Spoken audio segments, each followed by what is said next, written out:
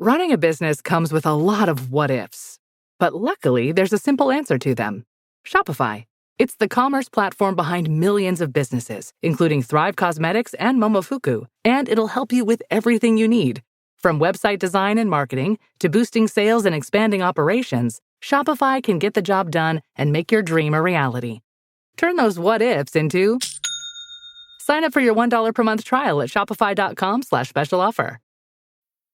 Fellas, you know Degree Cool Rush deodorant, right? Well, last year they changed the formula, and guys were mad about it. One dude even started a petition. So guess what? Degree heard us, admitted they messed up, and brought the original Cool Rush scent back exactly how it was. And it's in Walmart, Target, and other stores now for under $4. So grab some and remember why its cool, crisp, and fresh scent made it the #1 men's antiperspirant for the last decade. Degree Cool Rush is back, and it smells like victory for all of us.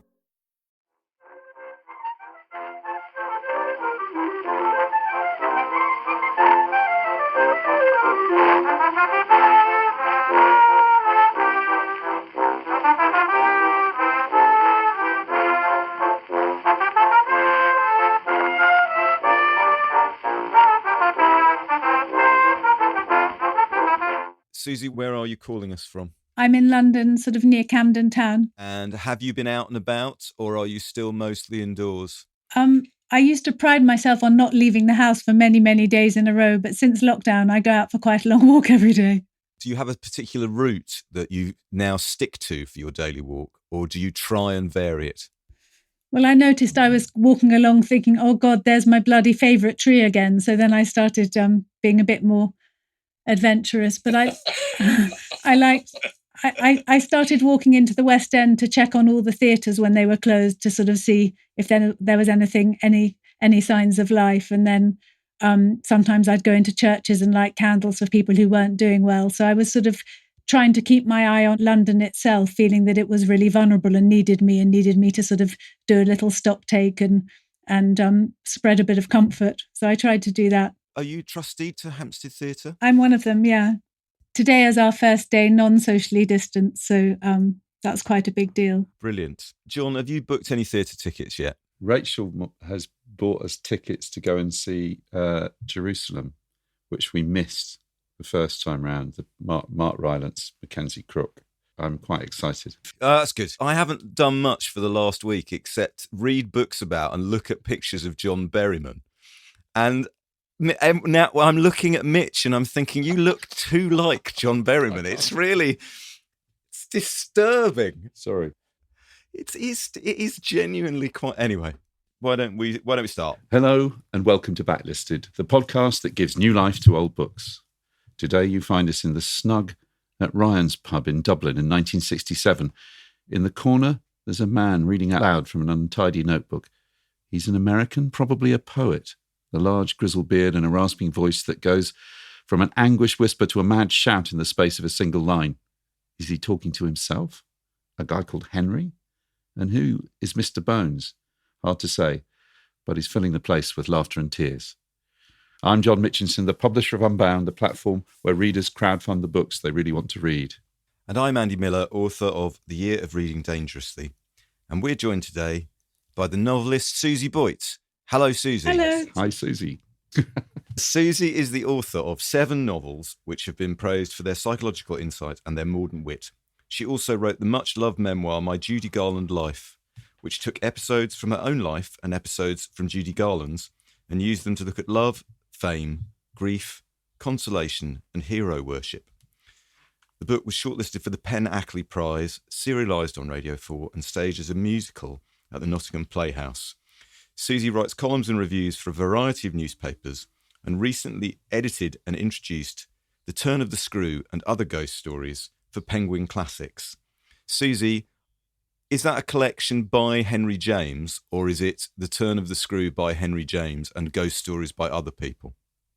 No, it's a collection by me of The Turn of the Screw and some of Henry James's other ghost stories. But as there were lots of other collections, like his stories about art and his stories about children, there was quite a lot of crossover. So there was a certain amount of snatching and giving back had to take place. But they're all by Henry James. With Halloween approaching, all our listeners will have read The Turn of the Screw, every single one of them. But what's another Henry James ghost story they should read around Halloween?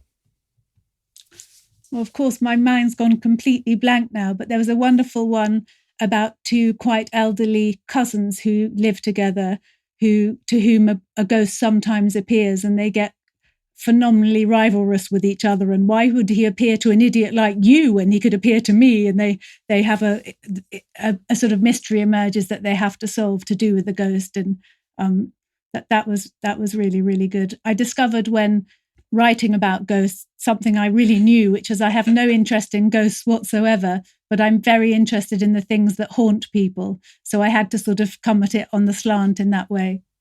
Ah, that's interesting. You know, we've talked about,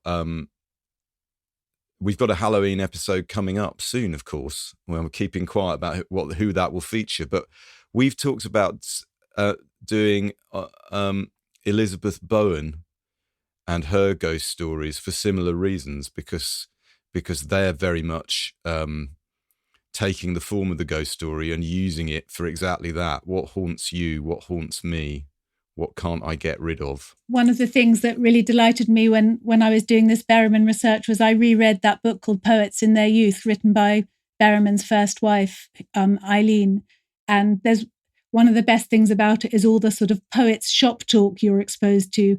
But one night they're sitting down, a few poets around a table, and I think it's very soon after Edmund Wilson's famous review of The Turn of the Screw comes out, suggesting that the governess is suffering from a sort of sex neurosis, which causes her to invent the ghosts. And the idea that people were discussing that essay sort of as it came out it just sat so beautifully on the page as a kind of, and Berryman disagreed and didn't want the ghosts to be sort of psychoanalyzed off the page. He wanted them to stay there. And I think Delmore Schwartz was inclined to agree with Edmund Wilson. What a moment this is, to think that they did that and we are now talking about it on this thing called the internet that didn't exist. It's incredible. Susie's new book, Love and Mist, is a short, sharp novel about a grandmother who makes off with her reckless daughter's baby and how the three lives unfold over the next 15 years. As we've said, she's director of the Hampstead Theatre in London and works as a counsellor for Crew's bereavement care. The book that Susie has chosen for us to discuss is The Dream Songs by John Berryman, a long sequence of 385 poems, first published in its complete form in 1969 by Farrar, Straus and Giroux in the America and Faber in the UK. It's one of the seminal works in what has come to be called the confessional school of American poetry, which included, among others, Robert Lowell and Anne Sexton. In it, Berryman creates the character of Henry, who he described as not the poet, not me, but a white American in early middle age, sometimes in blackface, who has suffered an irreversible loss and talks about himself, sometimes in the first person, sometimes in the third, sometimes even in the second. He has a friend, never named, who addresses him as Mr. Bones and variants thereof. Each poem is a triple 6-line stanza written in language of great intensity and originality. And the whole sequence is marked out by a bruised humour, which is always on the verge of despair. The poems are full of references to contemporary events and Berryman's fellow poets and artists, and combine rough, demotic slang with the philosophical high style of his great literary heroes, Whitman, Yeats and Shakespeare. As his friend Robert Lowell put it, all risk and variety is here. But before we strap in for one of the darkest and most exhilarating rides in modern literature, let me pose the old question. Andy, what have you been reading this week? So I've been reading, if you listened to our summer reading episode last month when we came back from our holidays, you will have heard me talking about Vivian Gornick, the veteran US critic who is now in her 80s, who last year published a book called Unfinished Business, which I read and loved, about rereading books over the course of a life, and who also wrote in 1997 a book called The End of the Novel of Love, which posited that love as the theme of novels was perhaps in decline, and self-realization was one of the themes of the modern novel. And I read a paragraph that I really loved from Unfinished Business, which was to do with the idea of nuance. What happens in life when we lose nuance from discussion? which is obviously a very relevant topic in the age of social media and culture war. And one of the themes of Vivian Gornick's work is the idea that her parents were communists. She was a pioneering feminist. One of the ideas in her work is a discussion of how political, social movements, religious movements, start from a position of emancipation and of a group, emancipation of the group, and end up oppressing the individual. That what starts as the thing that liberates you, an ideology that can liberate you, becomes dogma. And once it becomes dogma, it becomes a tool of repression for the individual. And The Romance of American Communism is a look at the history of the Communist Party in the US in the 20th century, first published in the mid-1970s.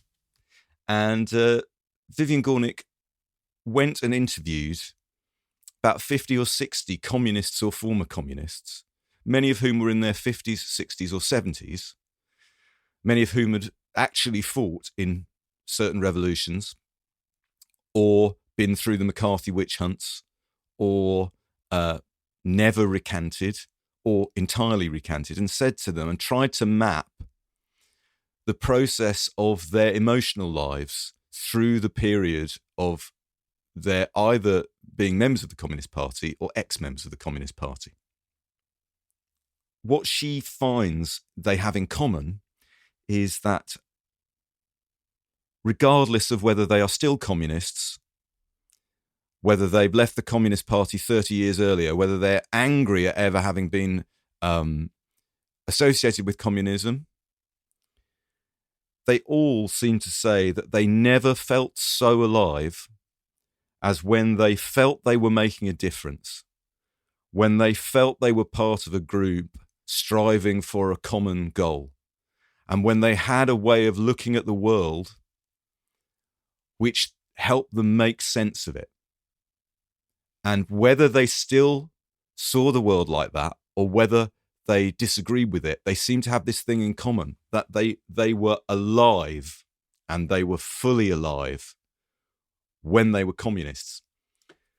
And for that, we could substitute the word Christian or feminist or fascist, or, the book is about communism and it's not about communism.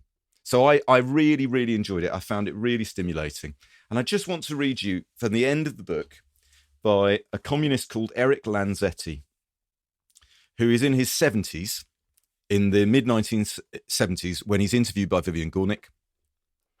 And she describes him as having a remarkable wholeness of being, quote, "He is the most perfectly integrated communist I know," which means that at the point she interviewed him, he is the communist most persuasive to her of that communism can be integrated with the progress of the life of the individual.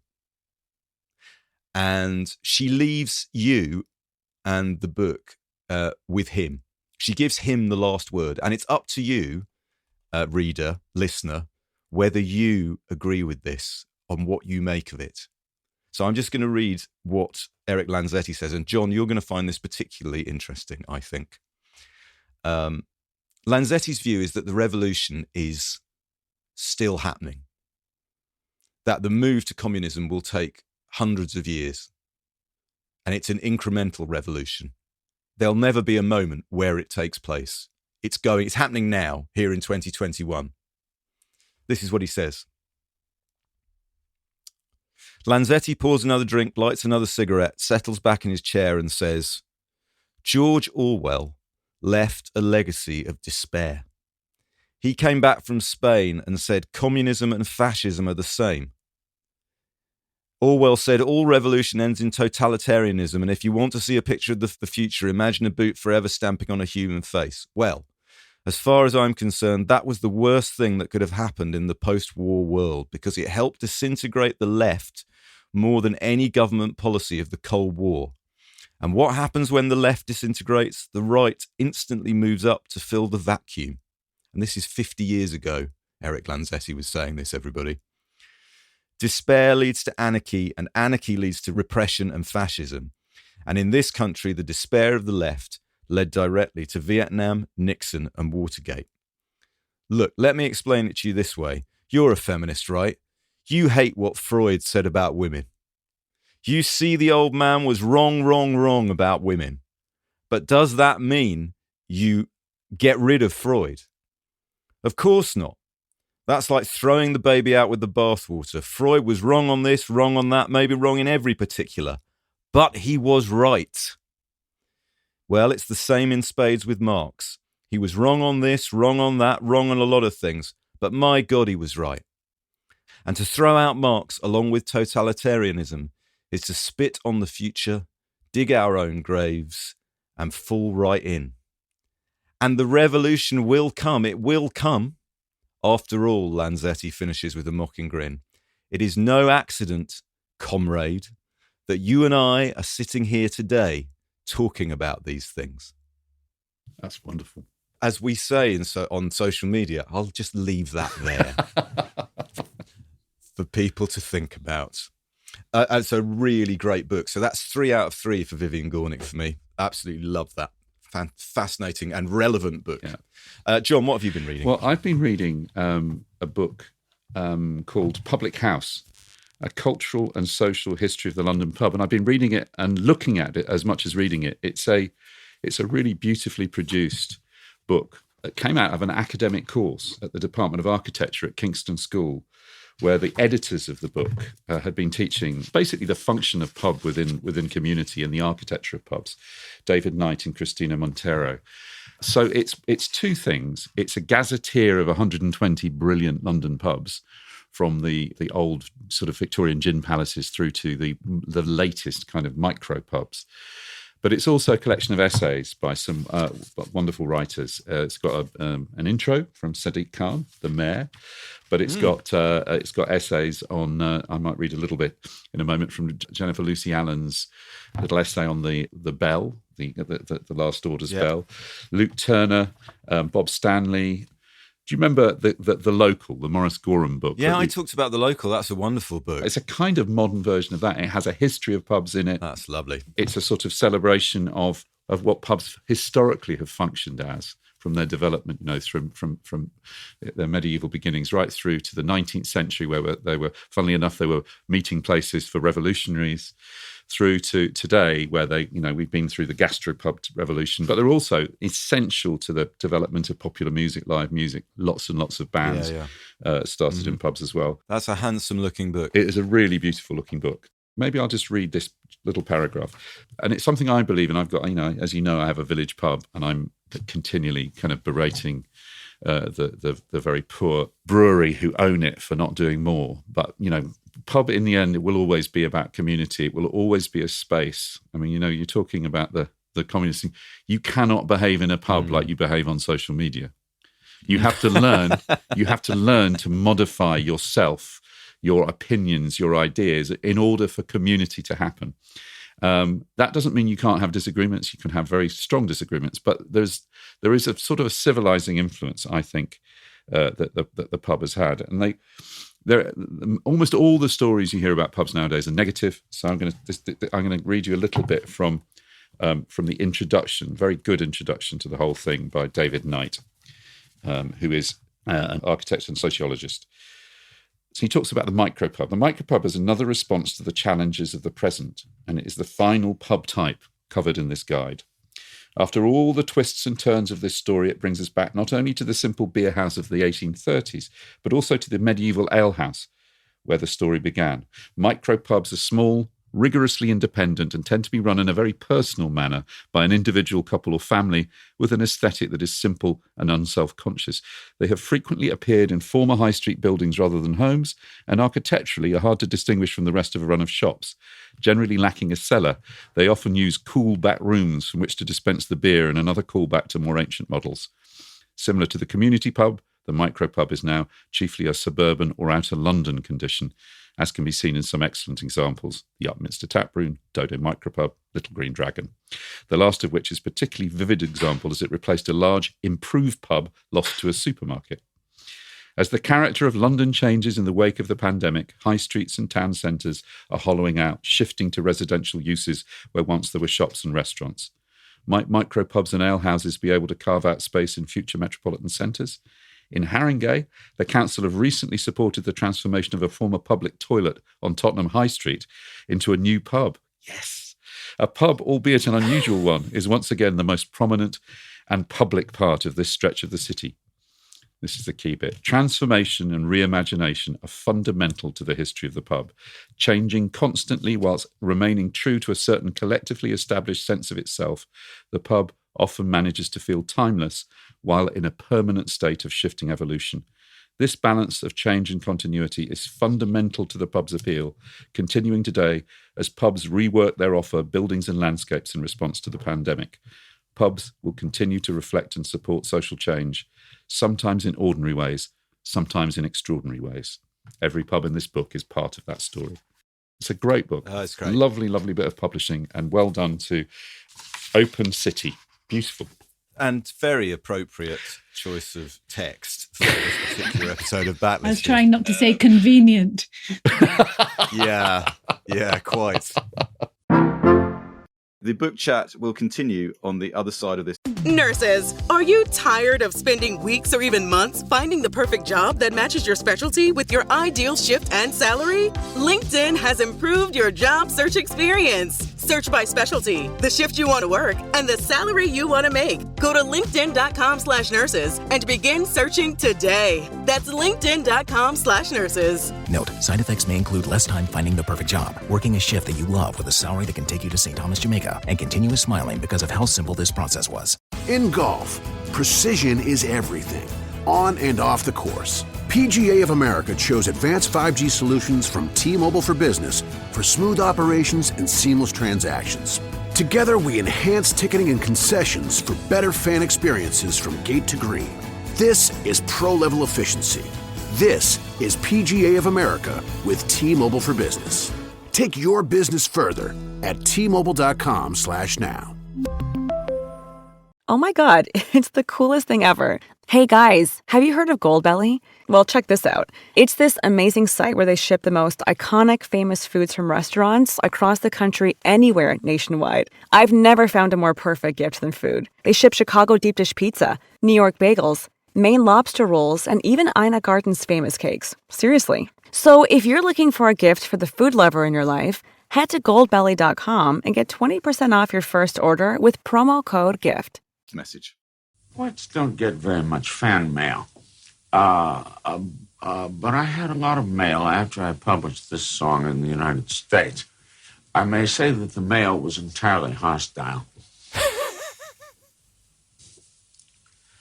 Life, friends, is boring. We must not say so. After all, the sky flashes, the great sea yearns, we ourselves flash and yearn, and moreover, my mother told me as a boy, repeatedly, ever to confess you're bored means you have no inner resources. I conclude now I have no inner resources because I am heavy bored. Peoples bore me. Literature bores me, especially great literature. Henry bores me with his plights and gripes, as bad as Achilles, who loves people and valiant art, which bores me,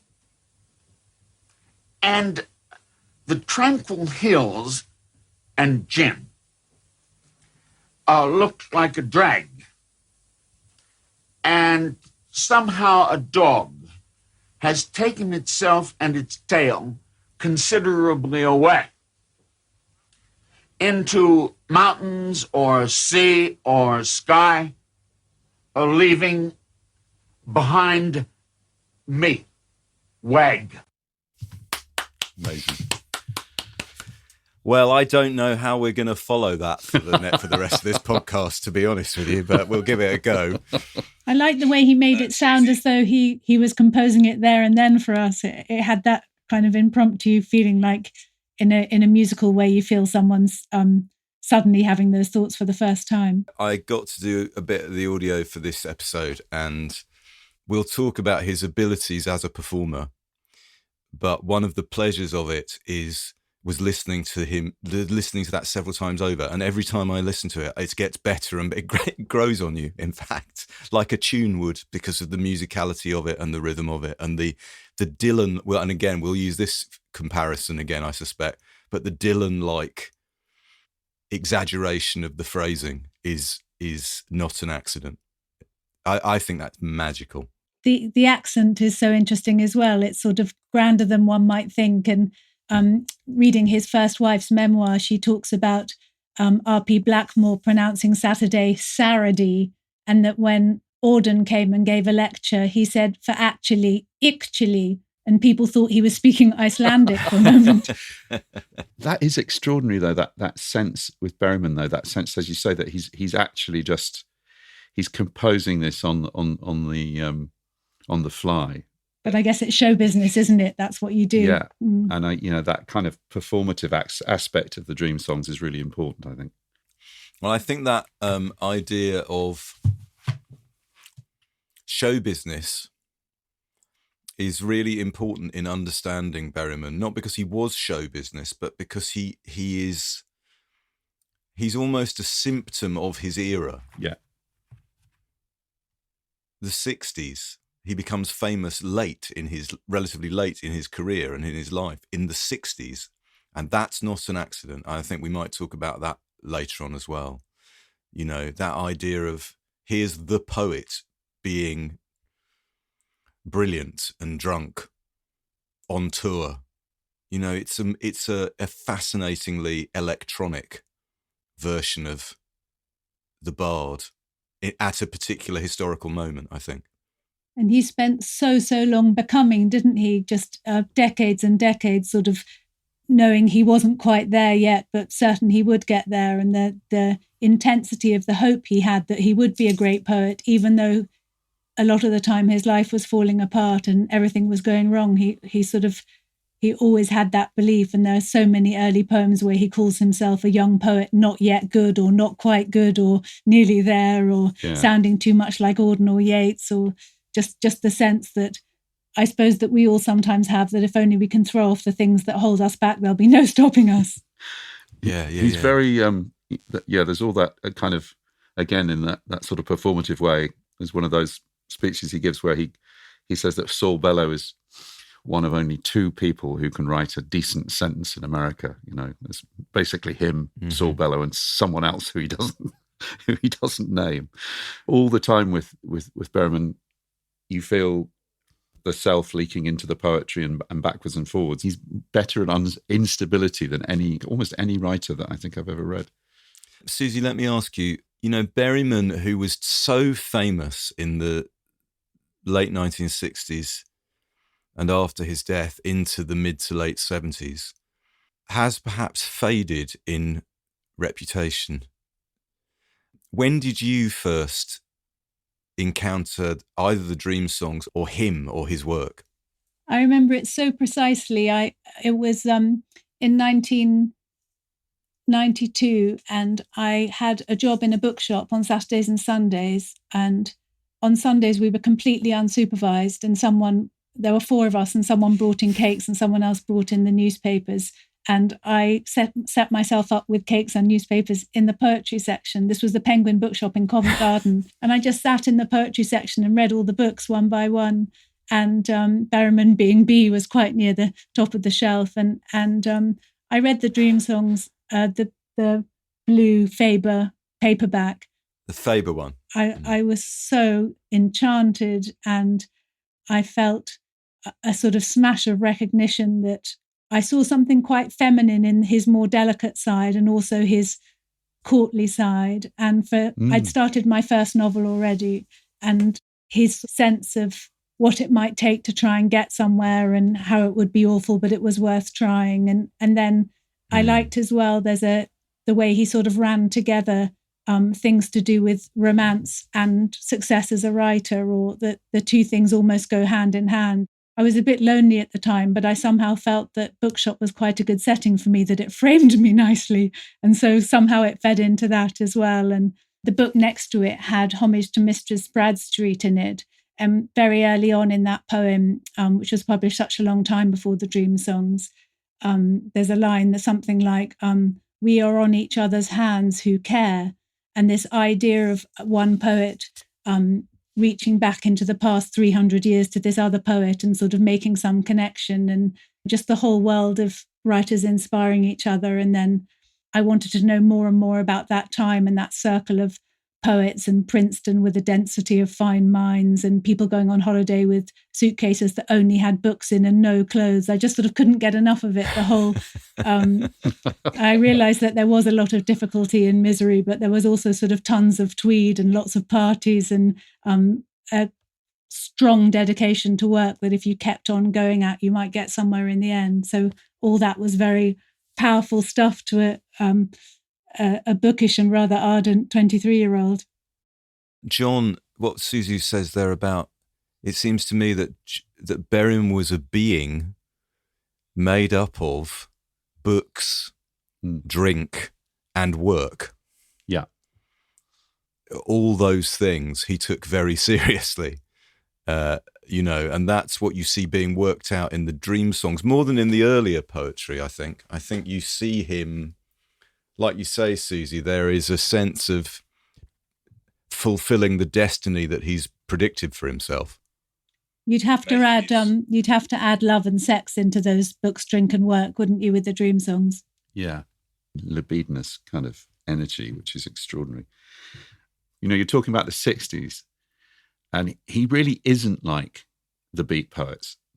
I mean, you're not going to mistake the Dream Songs. I mean, there are probably points of connection, and certainly with, I think the Dylan idea is a really interesting one, Andy, but it's an overused word, but he's such an original writer. And it's because he's a scholar as well, isn't there? You can feel a kind of 5,000 books on his back at all points. Yes, that's exactly right. And he if you can't keep up with the illusions, he doesn't cut you any slack. I love that about him. Apparently, one of the students at Princeton, when one of his first jobs saw him, said that she'd never, ever seen someone who looked so like a poet in her life. Is that right? Yeah. Well, we want to spend quite a lot of today's episode sharing examples of his poetry. So we're either going to hear from Berryman himself, or you're going to hear from one of the three of us. And I wonder whether, Susie, we could ask you to give us a dream song, please, and tell us a bit about why you like this particular one. We should say the Dream Songs is a book of 385 poems, originally published in 2 volumes, 18 lines to each poem. We'll talk a bit later about whether it's 300 and something poems or whether it's all one poem. But Susie, tell us which one you're gonna share with us.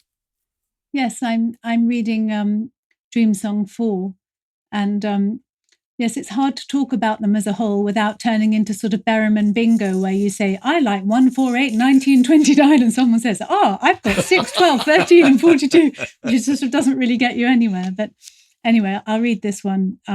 It's a pretty upbeat one, which I thought would be good to start with. Filling her compact and delicious body with chicken paprika, she glanced at me twice. Fainting with interest, I hungered back, and only the fact of her husband and 4 other people kept me from springing on her or falling at her little feet and crying, You are the hottest one for years of night Henry's dazed eyes have enjoyed. Brilliance. I advanced upon, despairing, my spumoni. Sir Bones is stuffed the world with feeding girls. Black hair, complexion Latin, jewelled eyes, downcast. The slob beside her feasts. What wonders is she sitting on over there? The restaurant buzzes. She might as well be on Mars. Where did it all go wrong? There ought to be a law against Henry. Mr. Bones, there is. That's the Such line, a great right? line. And quite a lot of the dream songs are like little playlists with two characters who seem to have a bit of an altercation or work something out. And I like it for that reason. Susie, you've played into my hands quite brilliantly, because you mentioned Dream Song Bingo. We've got a Dream Songs jukebox on Backlisted today, where you've dialed up number 4. And yeah, we're going to listen to Berryman read the one you've just read, right? Because I think it's really fascinating to hear the rendition of the poem by us, as opposed to where Berryman chooses to land it. And also, when we were in the warm up to this, everybody, Susie said to me, in what state of intoxication is John Berryman in? I can't remember. You'll hear quite quickly if he's loaded.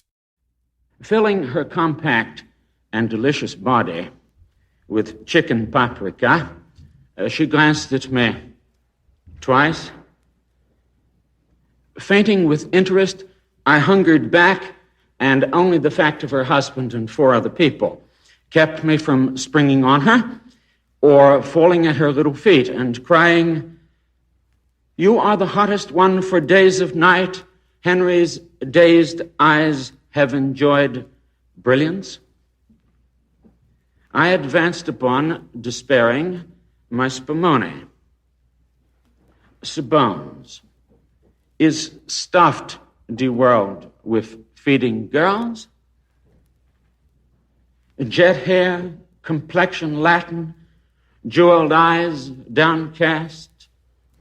The slob beside her feasts. What wonders is she sitting on over there? The restaurant buzzes. She might as well be on Mars. Where did it all go wrong? There ought to be a law against Henry. Mr. Bones, there is. Interesting that he changed 2 of the words there. He said jet hair rather than black hair, and he said days of night rather than years of night. Yeah. That was recorded at the Guggenheim in 1963. Okay, so early. So it's earlier than he will have revised the poem subsequent to that reading. But this brings us on to another point. He'd been writing these for years before they were published, right, Susie? Yeah. I mean, he started keeping a dream diary, I think, in 1954 and had 650 pages of it before the year was out or something. I mean...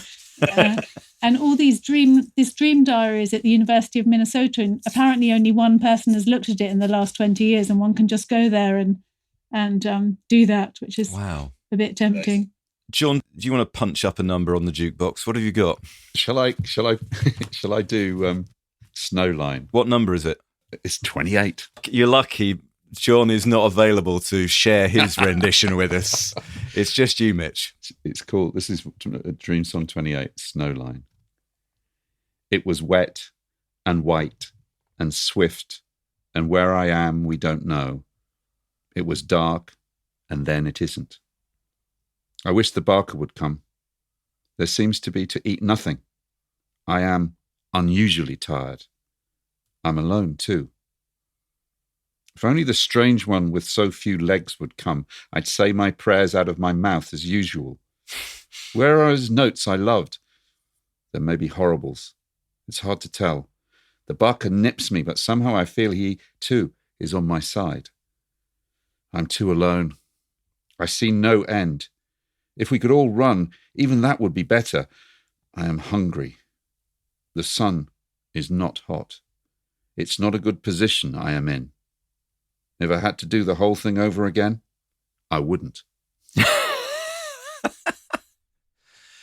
It's funny though, right? Oh, he's so funny. Susie, is that something that appealed to you, or was that not relevant to your initial discovery of him. No, I definitely think, I don't find that one funny, but I definitely think a lot of them are very funny. And I love that in the Chicken Paprika before, as he read it, the idea that he would have run away with her there and then if it wasn't for her husband and the 4 people she was with. I mean, I found that very funny. Just a small obstacle. And as I understand it, they were composed almost, I don't want to say automatically, but he wrote quickly. He would accumulate hundreds of dream songs, including many unpublished ones, and then, as we've heard, go back and rework. Almost like talking into a dictaphone and then working up what you get from the spontaneity of the moment into a more considered form. I found some of them very difficult to get my head round, and I didn't understand all of them, and which is fine. I think that's all part of the warp and weft of poetry itself, let alone John Berryman. But what is it that spoke to you, even if you couldn't quite get into them straight away? You know, people call it confessional poetry, but there are a lot of hidden things and a lot of secret things. But I feel because the central nervous system of the poems is so well expressed, when you don't completely get exactly what everything means, you still get a big sort of smash of meaning, even where the meaning's not clear, just because you know where you are, and it may be that the place you know you are is somewhere where you don't know where you are, but they become, his way of thinking becomes familiar as you read, and you sort of enter his world quite fully, or I do anyway. I will share a dream song in a minute, but I'd like to read from a contemporary review of the dream songs by the poet Adrienne Rich and ask you what you think about this. I think this was published in 1970. Michael Hoffman really rates this interpretation of the dream songs, and I think Berryman himself was very pleased with this. She says, "English is not a language anymore. There is no standard American language. Over and against the purities of a Brecht, a Louis Aragon, a Pasternak, the security of a native tongue, of a dictionary, we have Berryman's mad amalgam of ballad idiom, ours via Appalachia, Shakespearean rag, Gerard Manley Hopkins in a delirium of syntactical reversals, minstrel talk, blues talk, hip talk engendered from both, Miltonic diction, calypso, bureaucratiania, pure blurted Anglo-Saxon. Blurted Anglo-Saxon, isn't that good? The English-American language. Who knows entirely what that is? Maybe 2 men in this decade, Bob Dylan and John Berryman.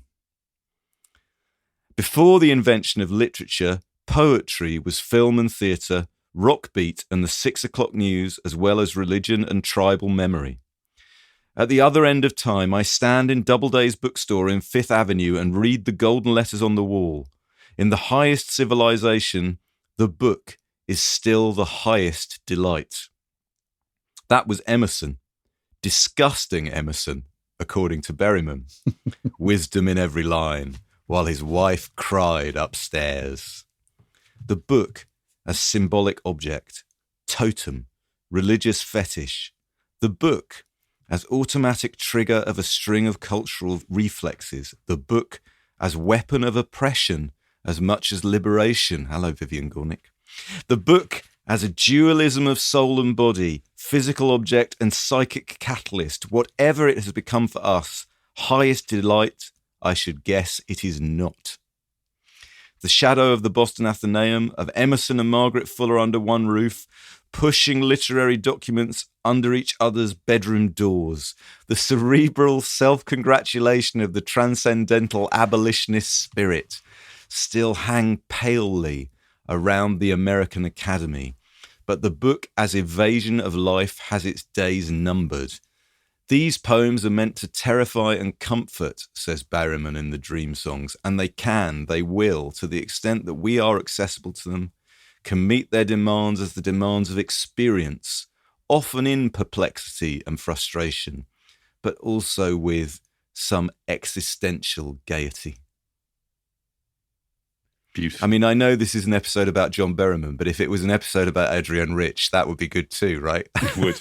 I absolutely love that review, and the way she sort of gorges on language and really makes you think about what she can make language do when describing what he can make language do. It also reminded me of the fact that he very often used to read the dictionary.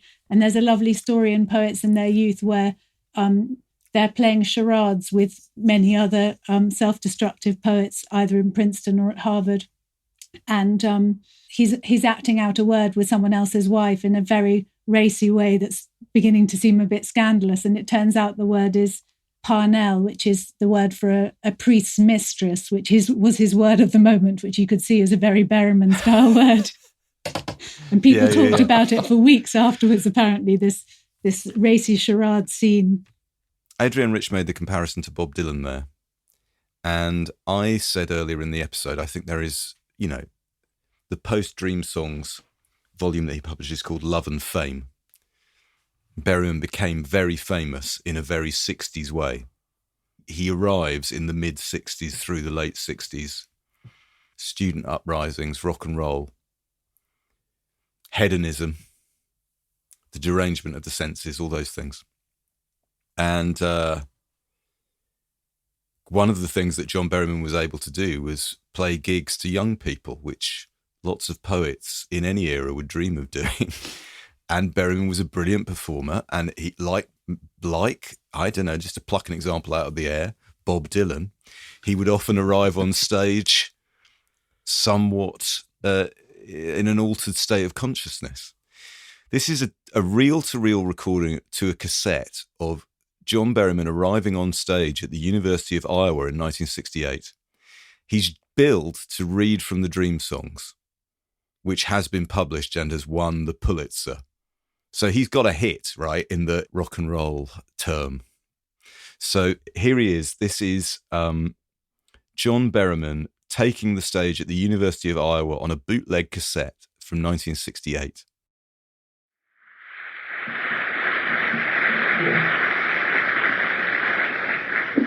Well, thank you very much, ladies and gentlemen. I can't imagine what you're applauding.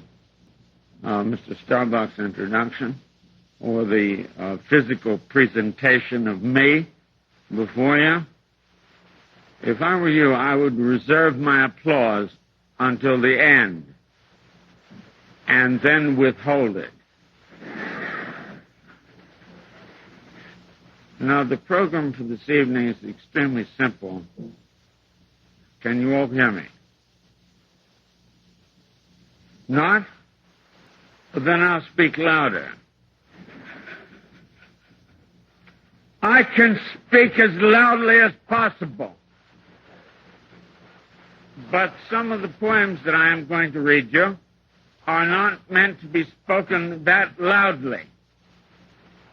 I don't care whether I'm heard or not, but on the whole, I would prefer to be heard. You see that. Even the least ingenuous among you must see that. I will not read, but bellow to you. I'm referring to my close friend, Saul Bellow, the only other man, with one exception, in the United States who can write a decent sentence, in my opinion. There are only three of us. And one is having difficulty with a marriage, and the other has other difficulties. And I have many difficulties. I'm assuming that you can hear me. I find it almost unbearable. It seems to me sort of a bit fake in a way I don't like to think of him.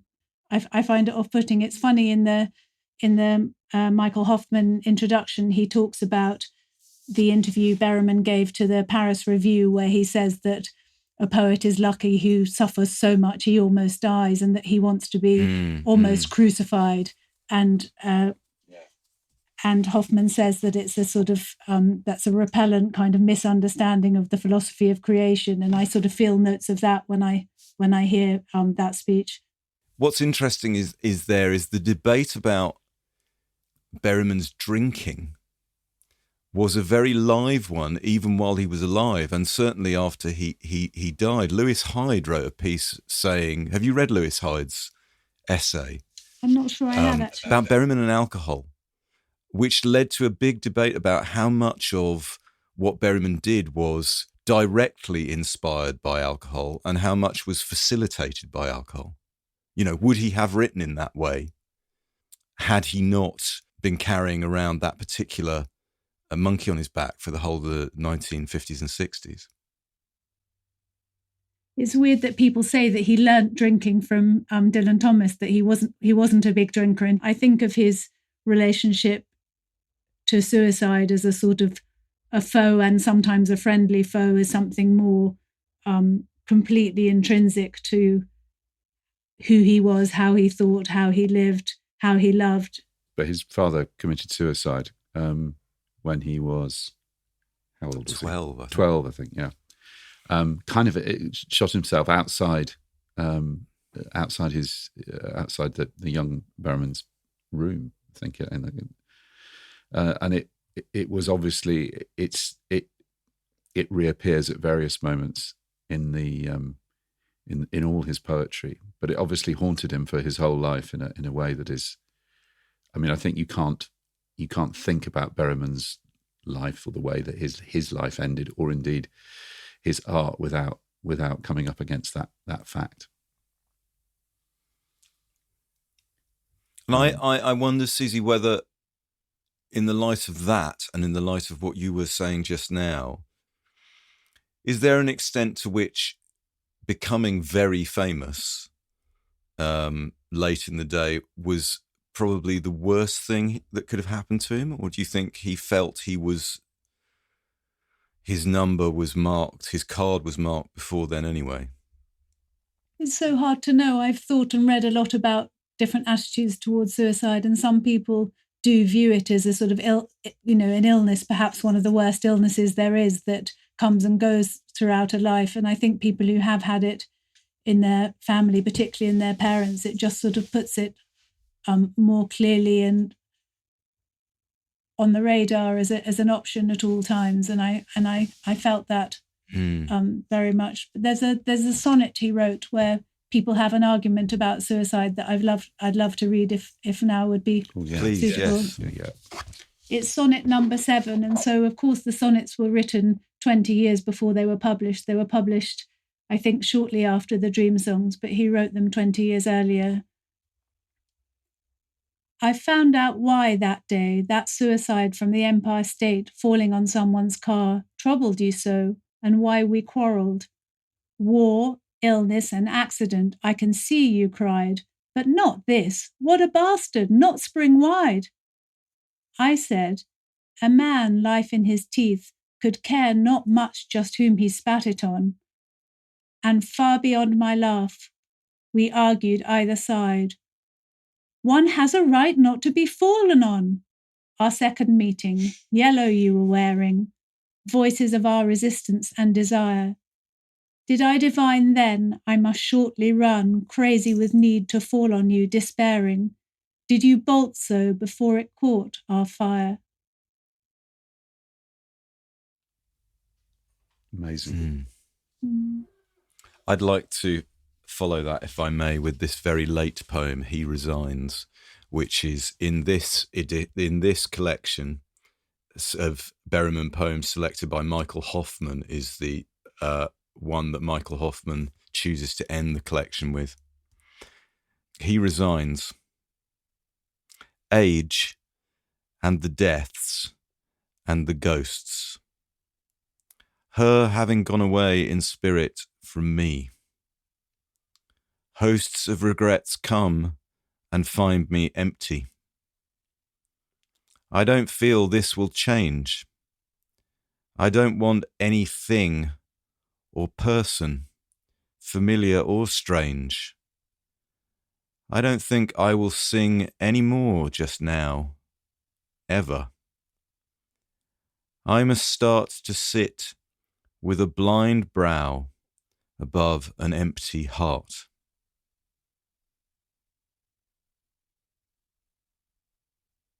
I find that tremendously moving and powerful. That sense of what next? I'm at the end of the road. What next? This is Saul Bellow, who was a great friend of Berryman's. They shared an office. Bellow famously said, when he got what he wanted, the poems were killing him. But this is Bellow talking about how he felt about the end of his friend John Berryman's life and the ways in which he felt Berryman had come to the end of the road. I think it was partly that he felt that he was dying. I would guess that he had this unremitting sense of approaching death, that he felt it through the ruin of his body. That when you heard John cough, when you saw John pass out, when you saw his color, you knew that he was a dying man. Furthermore, you knew that John knew it. He killed himself because his despair was too great to be contained. The chief illusion, I suppose, that nourished him was that he could at any time start over.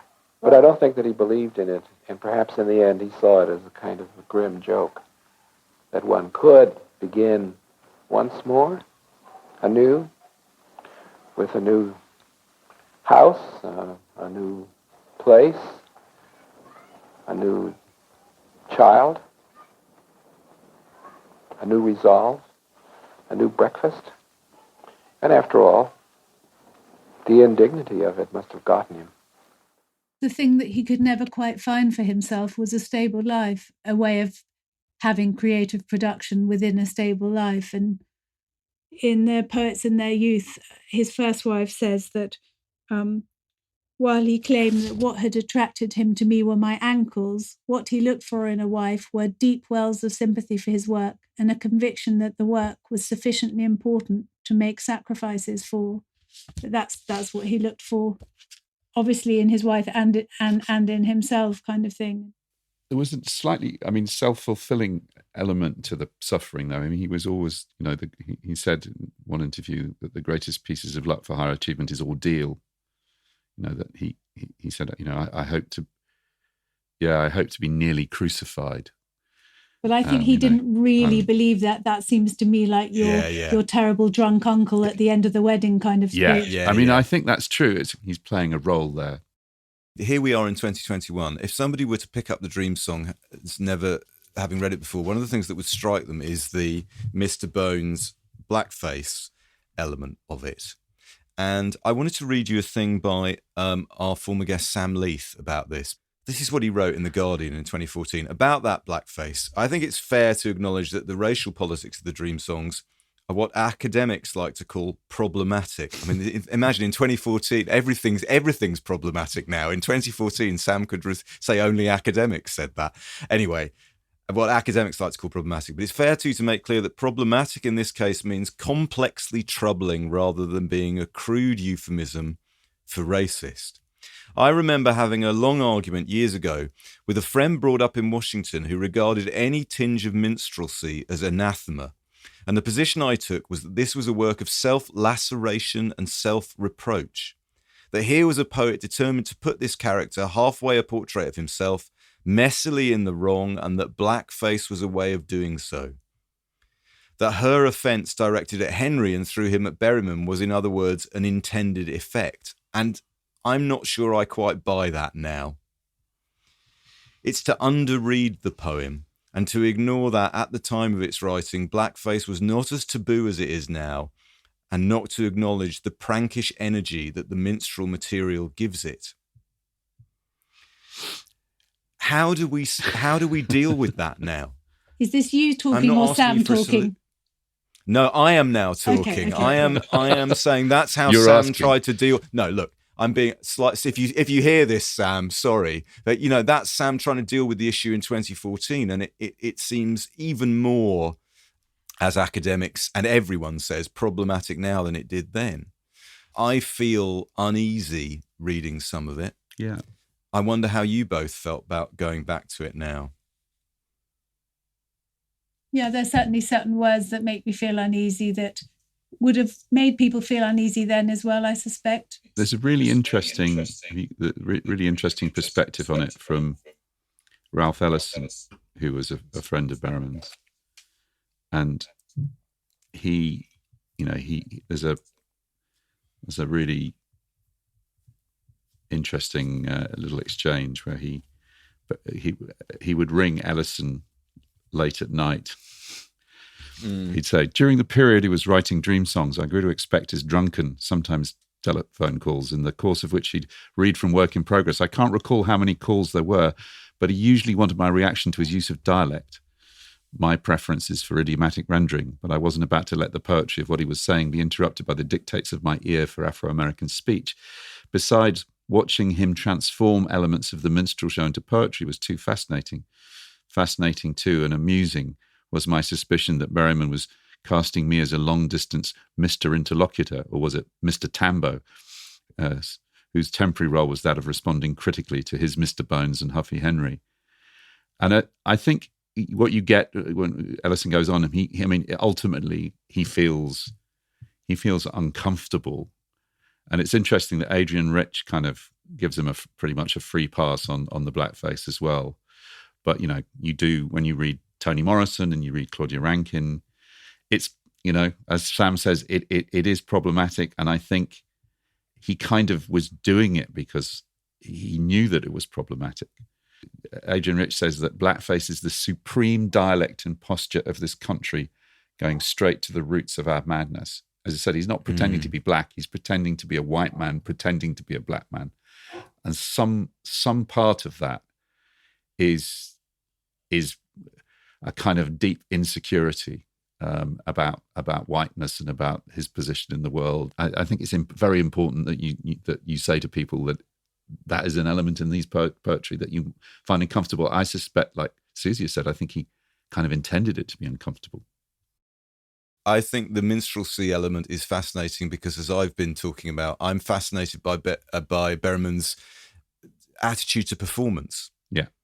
Performance is a big part of what Berryman is about.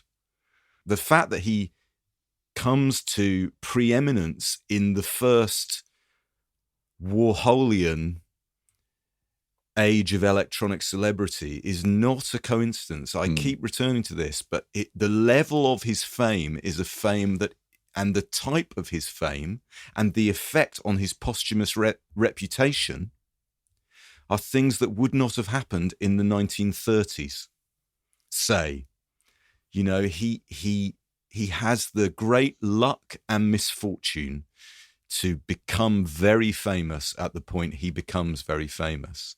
And I think we talking about him today, we're still dealing with the fallout of how do we deal with a poet that successful and famous and destructively so in their own lifetime all these years later. Is it inevitable that somebody who is so praised and garlanded in 1969 is so little read 50 years later?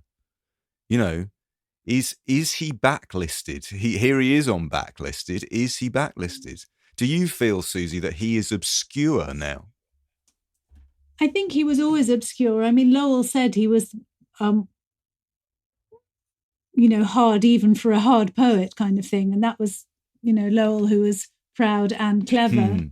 I was just thinking there was a very good essay by Lee Siegel in the New York Times maybe 4 or 5 years ago, talking about again coming back to poets in their youth and what all those poets put the women in their lives through, and he sort of says at one point that a lot of ugly, false behaviour went on in the search for beauty and truth, and what about that kind of thing? Not that this is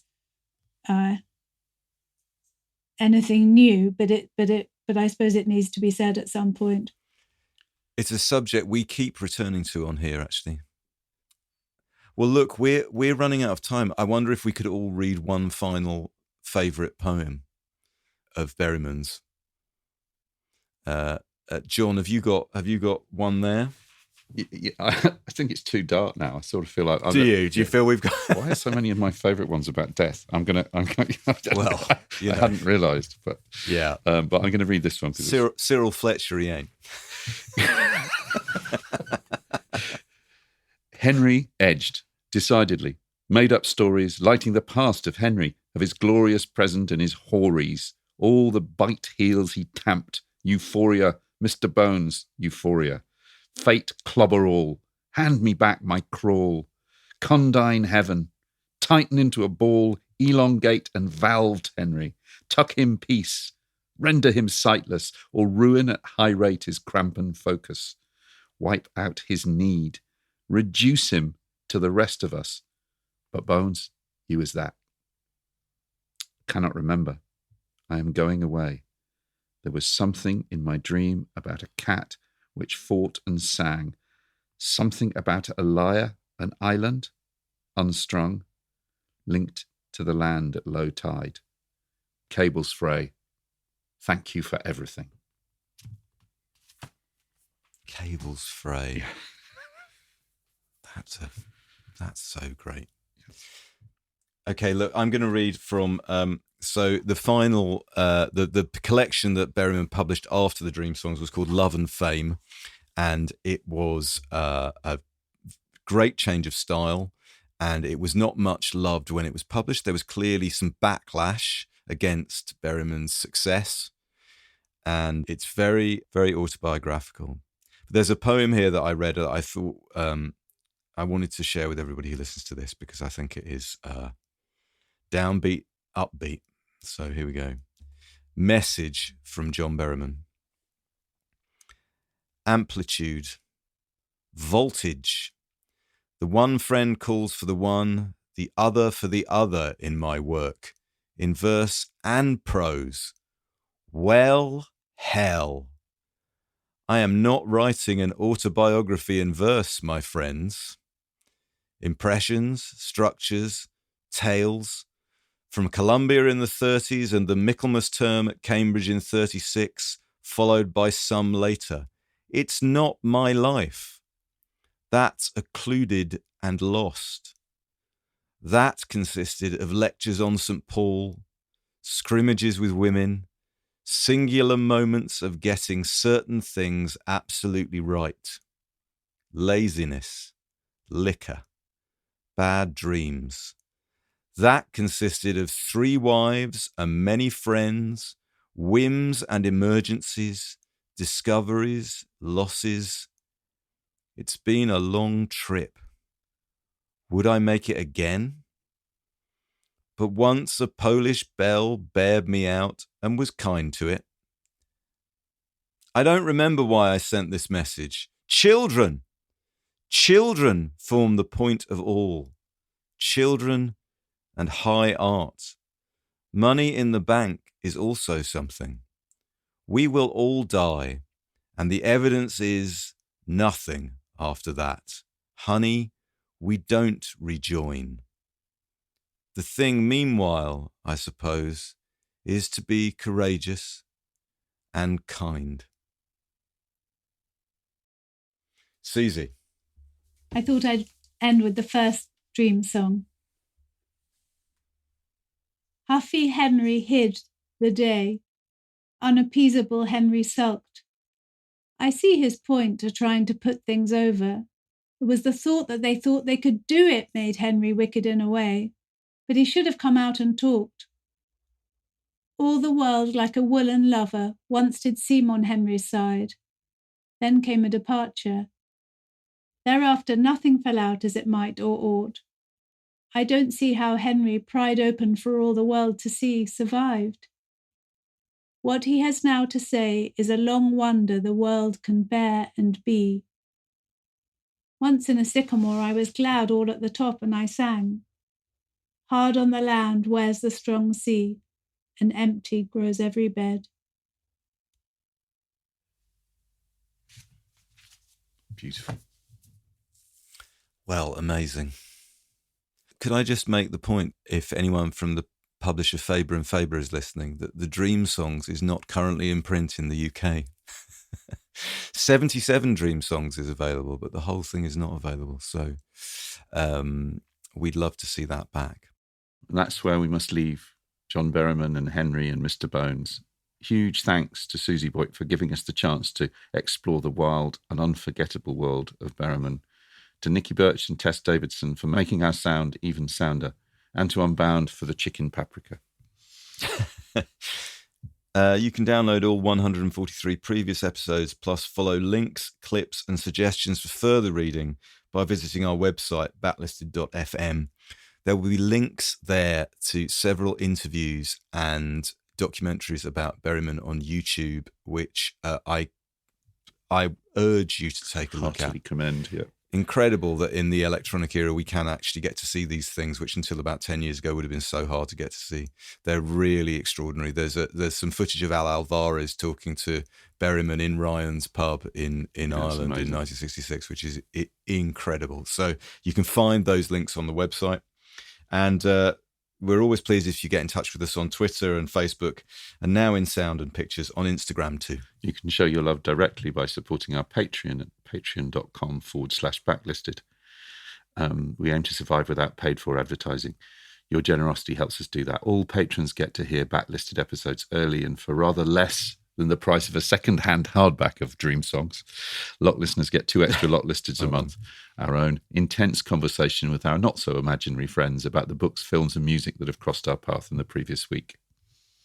Lot listeners also get to hear their names read out on the show as a mark of our thanks and appreciation. And this week's roll call are Margie Wetherall, Gary Ilsley, Paul Woodruff, Greg S. Bowman York, Ruti Ungar, Paul Narvaez, Morgan Davis, Adam Berry, Eva Rothschild, Stephen Milnes, Nicola Hoggard, Belinda Drake, Habib Al-Habib, Nikki Clare, Laura Wilson, Ben Owen Smith, and we're also delighted to welcome Maid and Karin Moses to our Guild of Master Storytellers, the highest tier in the Backlisted firmament.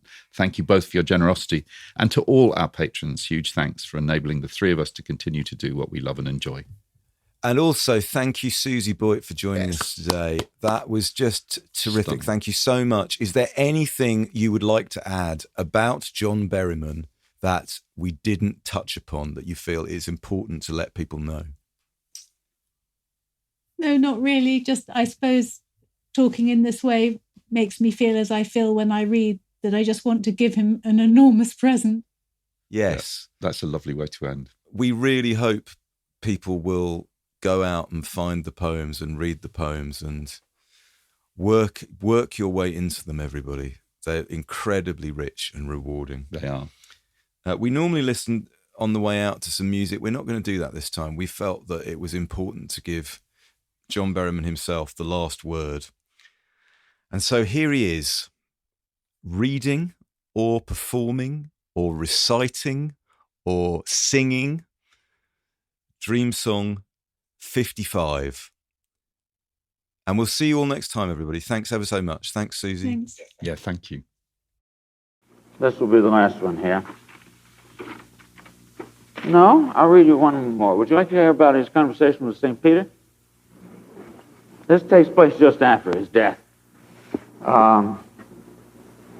Just after.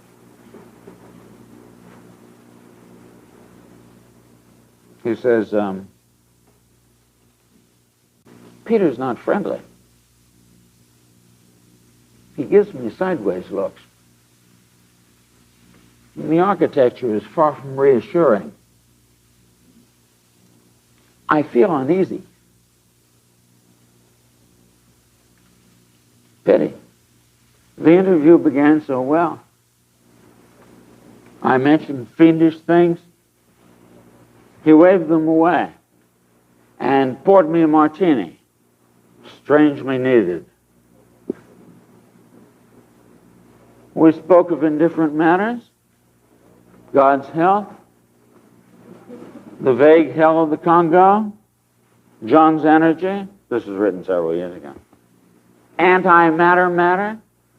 I felt fine. Then a change came backward.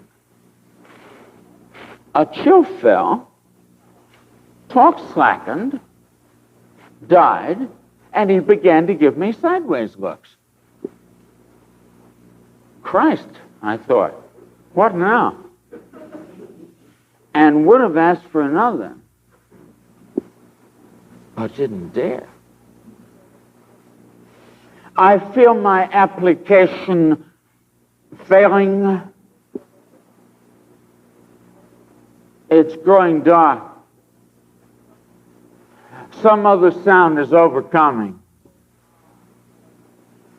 His last words are, "We betrayed me." If you prefer to listen to Backlisted without adverts, you can sign up to our Patreon. It's www.patreon.com/backlisted. As well as getting the show early, you get a whole 2 extra episodes of what we call Locklisted, which is Andy, me, and Nikki talking about the books, music, and films we've enjoyed in the previous fortnight.